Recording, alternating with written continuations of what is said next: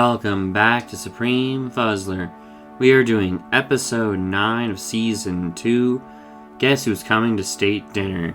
A interesting little episode that we return to of Bud Manstrong, who at the beginning of the episode is flying down, crashing down to Earth with Gargantua 1, which if everyone remembers from Careers in Science, episode 2, season 1, was basically a space station, a giant international type space station, almost like Deep Space Nine level, but not quite as advanced, but almost basically that level of advanced of space station that Jonas Sr. built. And we see basically in this little beginning bit it falling down. Lieutenant Baldovich from the second episode, the girl who you can't see her face was, gets up and basically starts rubbing on Manstrong. It's hard to, exactly tell. But it shows the Gargantua 1 crashed. But it apparently crashed on a terrorist cell or some shit like that and destroyed them. So Manstrong is a hero, literally becoming Man of the Year at level of hero. And everyone loves him, and he ends up getting a prize, from the United States President, and he's at the White House. And at the White House is Rusty and Brock, who have been, assumingly the way they imply, is invited because it was Rusty's technical space station that was destroyed. Although it's weird because it's Jonas's space station, but also, assumably, it falls to him to deal with in regards to this. In the bit that they show Manstrong getting Man of the Year, also, it mentions Russia mourns Lieutenant Baldovich and with an open casket, or closed casket, I think, actually. Now that I think about it. Or it was open casket, and that's the joke. I think that's the joke, actually. But it's interesting to think about how Manstrong's the only survivor. Baldovich dies, straight up, dead. And everyone else on Gargantua 1 died. Rusty basically explains that he believes his machine saved the world, and Brock kind of bases yeah, really, you keep telling yourself that, Doc. And then it shows Hank and Dean, and Hank's taking pictures, although with a really kind of weird old-looking camera. And an agent guy kind of stops him, with no pictures, and just grabs him and manhandles him and throws him to the side and shit. And then Brock, he pushes him down, and Brock comes out, grabs him, throws the agent to the side, and fucking Hank's and he throws the agent into the bush, and Hank's yeah, join the Bush Club. Yeah. Oh, so funny. And the agent gets out of the bush, and it apparently is a dude named Hauser, and Brock is who knows him apparently, is Hauser, and Hauser, Samson, Hauser, Samson, Hauser, Sam. And as he's doing the whole Samson, and he lights a cigarette, and what, he couldn't cut the actual field work and didn't reassign. And then Hauser goes off about how you may be big shit with your guy, but you're in the White House and this is my turf. I got my eye on you. Both of them. Rusty asks him how he knows Hauser, and Brock's I knew him during Nam. Well, I knew him in Nam. Wait, you were 10 during Nam. I didn't say during the war. So fun. Before I continue into the episode, I want to discuss what's been talked about in my book that I have here with Doc Hammer and Jason Public. Jackson Public. Sorry, I keep doing that. Jackson Public and Ben Edlund wrote this episode. Ben Edlund's the one who apparently introduced Doc Hammer and Jackson, and he's actually a writer in an episode coming up. And the only person who ever guest wrote an episode completely by himself. Anyways, so they talk about how they really like Bud Manstrong, but he's never well received. And as a personally, I would say I've never really personally liked Bud Manstrong. I don't know. I just never kind of really get into his character or his type. And I really hate his mom in this episode. As we progress, you'll see. And they wanted to basically show that the adventures were part of a bigger world, and that's why they brought him in the White House. But they had reservations about whether or not they should show the president, and whether or not they should use Abraham Lincoln and things like that, and that they say that they do it differently if they do it this time. One of the cool things is Dana Snyder, the alchemist, and also the Master Shake from Aqua Teen Hunger Force plays the president in this episode, and he's a freaking phenomenal. Want to point out, please watch this episode. It's a great episode. AdultSwim.com, HBO Max, whatever.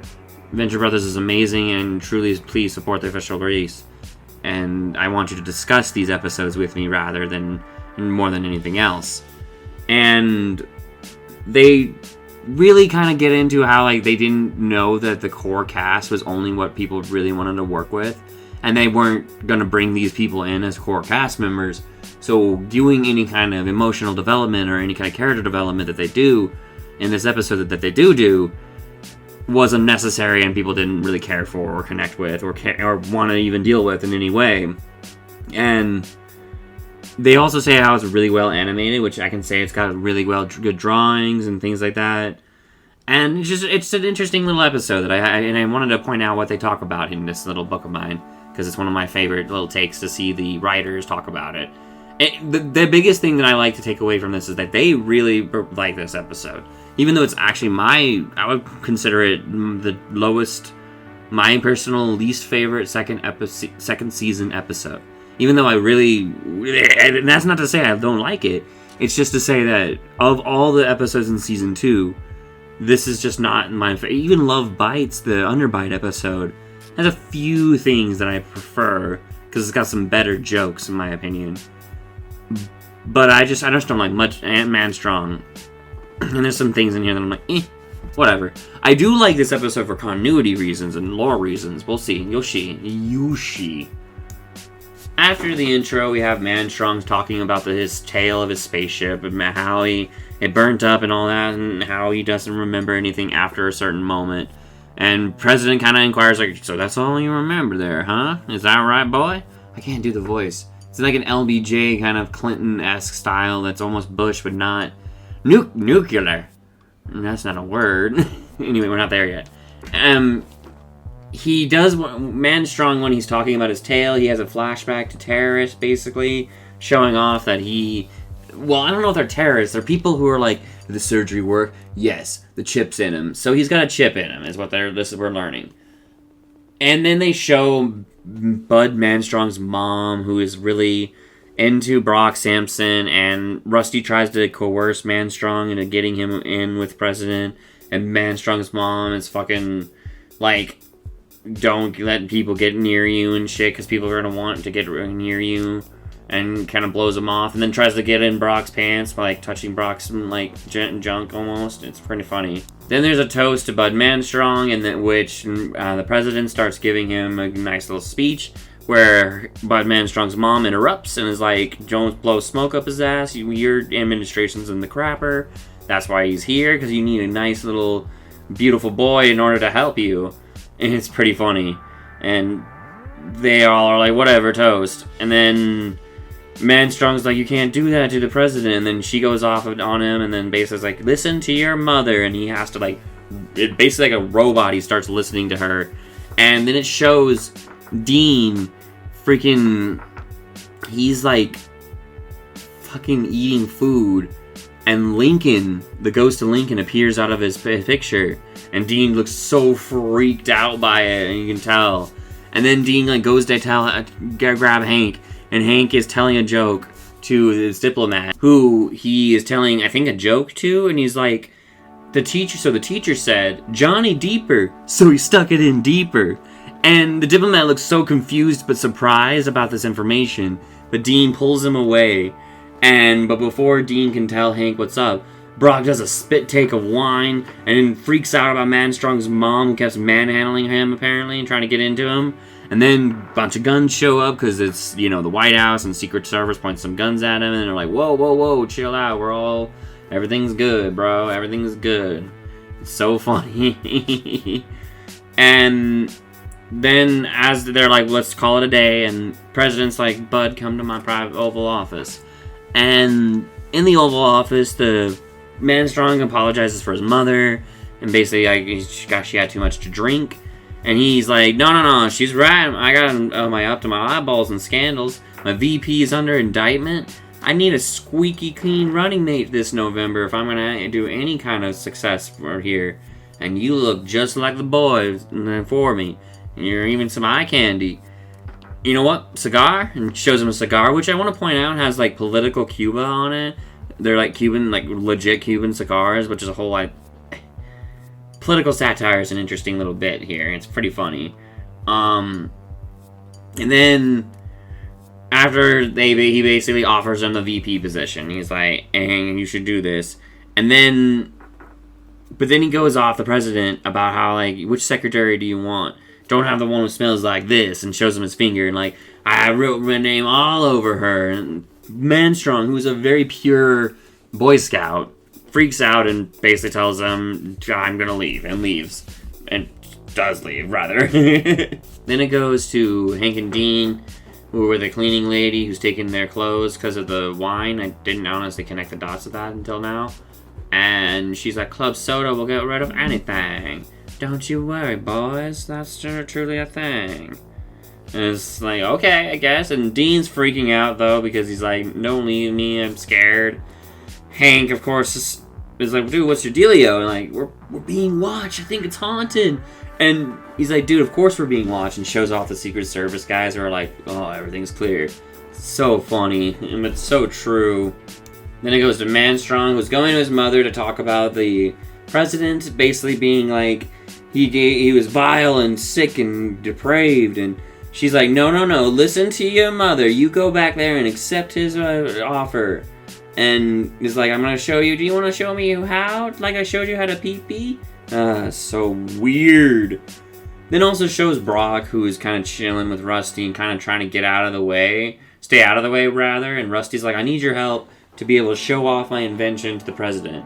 Brock's like, you don't understand. This is the Secret Service, man. We don't have the power to do this. But he's all scared of the Manstrong's mom. In the end, Hauser shows up and is basically, he's an asshole to him about how he has a shitty job and tells him not to do anything too crazy or else. And then he gets a call and he's like, I gotta take this call. And then Brock's, of course, like, I'm in, bro. Might as well. I'm like, let's do this. Then it goes back to Dean, who's trying to sleep, but then you kind of see that the Lincoln is coming off of his chair, and then out of nowhere, it's in his face, fucking being like, roar, essentially, and freaking him out, and he wakes Hank up and tells him Lincoln's here, and the ghost of Lincoln's here, and he's like, who? Hank. Who? Hank. I love you. You never change, my friend. And Manstrong returns to the president with his mother, and they're basically telling him how he wants to accept. I think the implication is he's about to kill him, because that's the whole point of this kind of shit. She's being controlled with a chip, and there's an assassination being attempted here. Rusty busts in, though, because Brock is helping him bust in, and he's like, check out my new invention, like, we have a new portable item. Reveals this shield, and brings out a, Brock shows up inside. Rusty busts out a controller, but as he presses the controller, the Hauser fucking is like, gun, and fucking jumps him and pushes him down and breaks the controller in the process. Good job, bro. Then it's Lincoln explaining to Dean and Hank that the president assassination is being attempted. That Manstrong is being controlled to be assassinated the president. But the fucking Dean's like, it sounds far-fetched, and Hank's like, yeah, I'm glad you said it. Yeah. Which is, the funny thing is because he's like, have you never seen the Manchurian Candidate? Come on, even the remake with Denzel. It's interesting to talk about how Honest Abe is not being believed. And it's so funny, because Hank is like, who are you? And he freaks out because he's Lincoln, and Dean's like, yeah, didn't you pay attention in bed? They're learning bed. So funny. And there's a point where Lincoln's like, I'm the guy on the $5 bill? Oh, well, he's like, the $5 bill guy, rather, is what he says. And Hank's like, you have the guy who invented the $5 bill? Yes, Hank. Yes, I did. Dean, you seem to have your head on your shoulders a lot more here. Help me out. It's so funny, but true. Then it goes back to Rusty and the crew, which basically they're trying to do some radio stuff, but it cannot be heard, and Rusty's basically pitching the item, and there's a point where Hauser's gonna shoot it, and he's like, no, don't do that, it's nuclear. Nuclear? The fucking president says to him, and he's like, that's not a word, but yes. And there's a point where he's like, to Brock, how long was the half-life on Cobalt? 5.24 years. And that's how long it'll take us to get out of here. And so Hauser puts a bunch of sticky notes saying to call a scientist. Which, they call in Jonas Jr. Gotta bring in Rusty's brother, another little bit of bringing him in and seeing what he can do and see what he can bring up with this. Then it goes back to Dean and Hank. Fucking Lincoln apparently possessed Dean and got so much hormones and tries to kiss Hank, so Hank slaps him. And fucking Lincoln's like, who's Triana, by the way? Hey! Then as he gets in Dean again at the second time, he's like, not like you boys ever did an experiment. Dean, come on, man. It's so funny. I love this. I can't say I love, but as I've watched this again to review it and discuss it, I definitely have improved my opinion of this episode. Every time I analyze an episode I consider, like, not my favorite, I realize that, well, there's a lot to like in this episode. Then we go back to Hauser and the crew and people. Hauser set up a perimeter and is like, don't cross the perimeter. And then he tells Brock to stop smoking, and Brock's like, alright, whatever. And then he puts it out in an ashtray, but then he catches the other ones in there on fire, so he's like, Hauser's like, everything you do turns to suck, as he tries to put it all out. JJ comes in, he's knocking on the door of the ray shield, essentially, and trying to figure out what to do with it.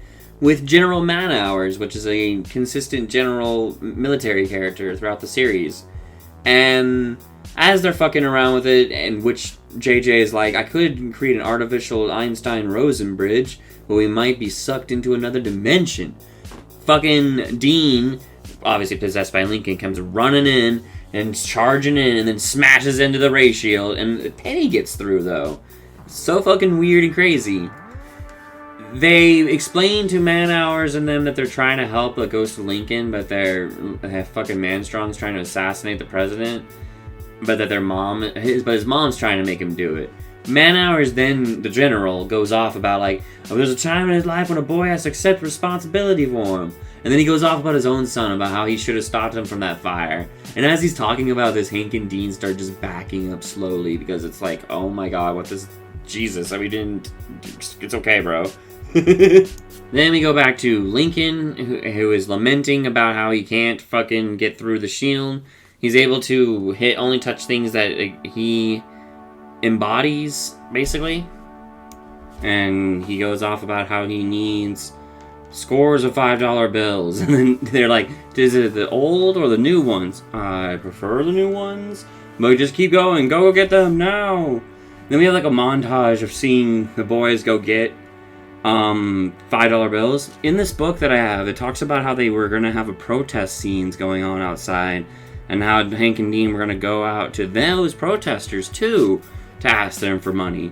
But that got cut in the end, which was a fun thing. I love seeing the extra stuff that could have happened in this book that the writers have. But anyway, they get $5 from some soldiers at first, then some agents, then from JJ, from Jonas Jr., Then there's a point where Hank asks one guy, and the guy gives him 5 ones, and Hank's like, totes, and then puts it in his fucking pocket. He doesn't actually say totes, I'm sorry. That's very 21st century, 2010 stuff. But you know what I mean. And then it goes back to these people who are stuck, and the secretary finds a bottle of booze in the president's desk, and she's like, score. Thank you from President Mombatu. And offers to the LBJ guy, to the president, who's like, I promised my wife and Jesus that I wouldn't anymore, but hell. And then he offers it to anyone, and Brock grabs it and is like, drink some, and Hauser's like, hey, perimeter, and Brock's like, do something. Because really, what are you going to do to Brock fucking Sampson? Brock goes to bring the booze to Manstrong, who refuses and says that his mother's already had plenty to drink. Brock apologizes for having sex with Baldovich. He was like, it was not cool to have sex with your girlfriend. And fucking Manstrong goes off about like, I don't think sorry quite makes up for defiling my Eve. There was a virtual Eden up there. And Brock's like, come on, you guys were up there alone for 5 years. Don't tell me you didn't hit that. And Manstrong goes off like, I never struck her. I loved her. How dare you? And it's so funny because it's like, dude, I was saying, sex. You fucking child of a man. Manstrong storms off, kind of, after he's like, I loved her. And then the mom gets all drunkenly, accidentally in Brock's lap, and Brock's like, this doesn't look good. Then it goes to Dean and Hank gluing $5 bills onto Lincoln, it's weird that they have to glue them onto him, because the penny just stuck onto him, I thought. But whatever. And as they're gluing, the show is kind of in the background, two soldiers, two MPs, military police, who are the military police from Homeland Security, who were dibs on his cigarette butt from Brock Sampson. Lincoln's going off about FDR, who, that was a president, whole world on his polio shoulders, which, real quick, random, but it invites it for me. I love FDR. The New Deal is one of the greatest fucking events and legislation in the history of America. He has one of the greatest movements I've ever seen. He did so much for our country, and his ideals were destroyed and harmed greatly during the 80s, and then now they're being crushed by other fucking right-wing stupidity, and even more also democratic fucking established retardedness, when in reality we should just go full fucking progressive socialist style, because no one should be an idiot and not see that socialism, at least in terms of socialized healthcare, is a good thing. Europe does it all the time. It's just so frustrating. So frustrating. Why do I pay insulin for hundreds of dollars when it's cheap as fuck over in Canada just across the border? Doesn't make sense. Wrong. Anyways, FDR is great. Beautiful man. I went into a different tangent than I expected in that. I wanted to do a FDR is one of the best presidents in history. In my opinion, the best president in history. All hail God King FDR. Mwah. Lincoln then goes off about how his Lincoln senses are tingling, and then runs off to go help. Manstrong finds that his mom in his lap and starts freaking out up to Brock, and Brock's like, bro, I'm just gonna beat you stupid again, don't do this. And he's like, no cheap shots this time, come at me, you bastard. And then Lincoln charges in, grabs fucking Manstrong, and fucking pushes him down, and reveals that he has a fucking chip in him to the president. And then Manstrong's mom pulls a gun away from Hauser, which, by the way, good job, Hauser, and shoots Lincoln in the head. And he's like, oh my god damn it, not again. Why the head? And it's so bad. And apparently Manstrong's mom grazed the son at the time in the shot, and then back of the neck. And Rusty notices the chip and realizes it's apparently a Venture chip apparently it's the motherboard from the Gargantua 1, which is really, I don't understand how that became a mind control chip, but I guess they reworked it or some shit like that. It's hard to understand. I don't know. Very strange. And Rusty checks the chip, and you basically find out that Baldovich got up to give him a hand job, and he passed out while getting one because he just can't handle that shit. And as you're watching him, he's basically playing with himself. And it's like, my head is full of stars. And Lincoln, a penny for his thoughts. The after credits scene is Lincoln talking to the rest of them and basically being like, I didn't get to go back to heaven, basically. I didn't pass on. And Rusty does a whole savage sassiness about how he guess saving a lunatic from a sex-depraved man doesn't actually constitute getting your wings. And then Lincoln's like, but you were in the Lincoln bedroom back in the day, Rusty, trying to sleep there. Not that you did too much sleeping, you fast-fisted boy. Oh, man. So hardcore and funny. And then they reveal that the Ray Shield is being taken out by Club Soda. Little Club Soda, man, takes care of anything. So true sometimes. And that's the episode, guys. It's a little shorter one of these reviews or discussions. But I just am not this is not one of my favorite episodes.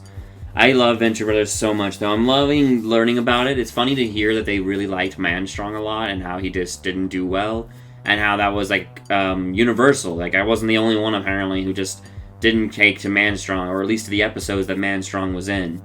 It's interesting to hear their different takes on what they would do now if they went back, and it's fun to see the club soda thing and how Jonas is so blown away. He's like, I never would have thought. Like, little club soda gets rid of anything. Man Strong's a kind of interesting character. I really don't like his mom. Hauser was fun. He's a little fun, but they don't use him very much, in all honesty. President is honestly the best first, like, only used character in this episodic character. That's really great in this episode. The Ray Shield is really important. It's also a good showing of that Rusty is not a fucking failure. It took, Club Soda getting rid of it is kind of shitty, but like, dude, literally they would have been stuck there for 5.24 years if something didn't happen and if they didn't figure something out. It was pretty insane and fun. The Lincoln Ghost, interesting take. I really liked it when I was a kid.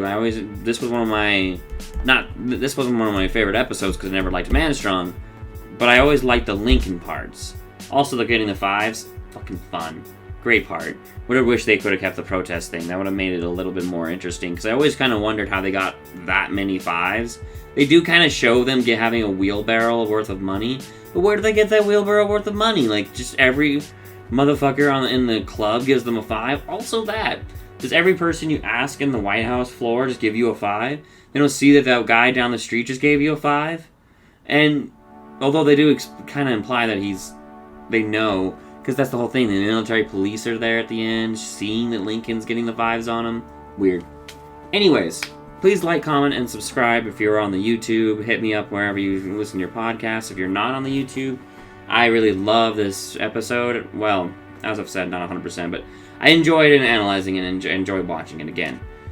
But I can't wait for when the cage bird kills, or why the cage bird kills. Why the cage bird? I know why the cage bird kills. Sorry. I just turned my page. Which is one of my favorite episodes in the series as a whole, almost honestly. And I'll see you guys in that episode. We'll talk about it then. Hit me up in the comments to discuss this episode. Tell me if you like Man Strong, honestly. If you, especially back in the day, did you like him in the day, or did you end up not liking him as you grew up, or did you end up liking him as you grew up, or you've never liked him? Also, just tell me how you felt about this episode as a whole. I find it, after reanalyzing it, that it's not a bad episode in any way. It has some pretty good jokes. It just doesn't have some of the finesse and skills that I feel that is to be expected of a Venture episode. But of an episode like of Adult Swim animation show, it was still high tier. Y'all have a good day. This is Supreme Fuzzler. Go Team Venture. Goodbye.